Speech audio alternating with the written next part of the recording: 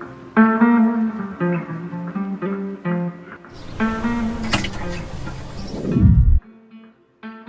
guys, আজি ৰাতিপুৱাই বহুত দূৰ জাৰ্ণি কৰাৰ পিছত পুনৰ ৰাতিপুৱাটো সুন্দৰ হওক বুলি আমি ওলাই আহিছোঁ।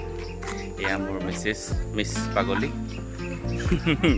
ৰাতিপুৱা উঠাই দিছিলে 3টা বজাতে, কান্দি গুটি উঠি আহিছে। আমি এতিয়া ওলাই আহিছোঁ গাঁৱৰ পৰিৱেশটো চাবলৈ। বহুত দিনৰ মূৰততো বহুতেই মন যায় চাবলৈ। এইটো আমাৰ গাঁৱৰ পৰিৱেশ, সুন্দৰ এটা পৰিৱেশ। আহিব কেতিয়াবা।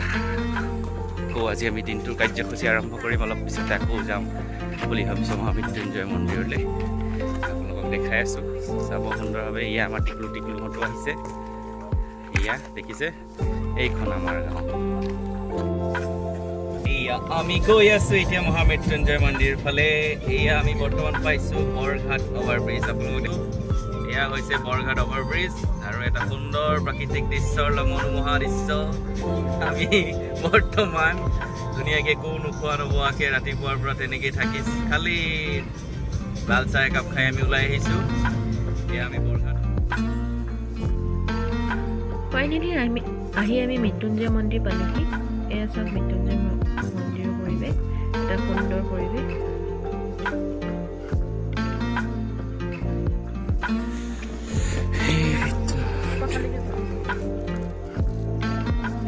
তাৰপিছত আমি এগছি চাকি দিওঁ বুলি চাকি দিয়া ঘৰটো পিনে আহিলোঁ। আমি এগছি চাকি জ্বলালোঁ তেওঁৰ চৰণত।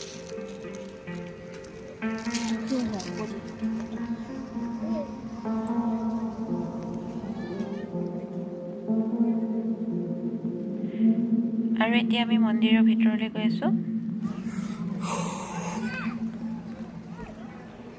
আৰু ফাইনেলি আহি আমি মন্দিৰৰ প্ৰৱেশ দুৱাৰ পালোহি।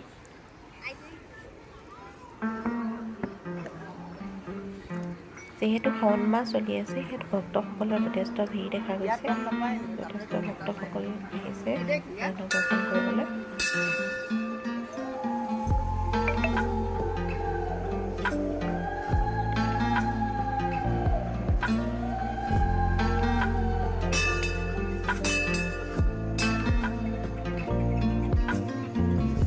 আমি মন্দিৰৰ ভিতৰলৈ প্ৰৱেশ কৰিলোঁ। যিহেতু মন্দিৰৰ ভিতৰত ভিডিঅ' নিষেধ আছে, চ' আমি ভিডিঅ' ভিতৰত কৰিব নোৱাৰিলোঁ।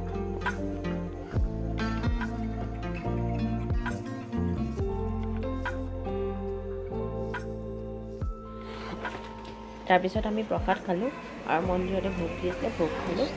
খাই ঘৰৰ পৰা ফোন আহিল যে ঘৰলৈ আলহী আহিছে, ত' লৰালৰিকৈ আমি ঘৰলৈ যাবলৈ ওলালোঁ।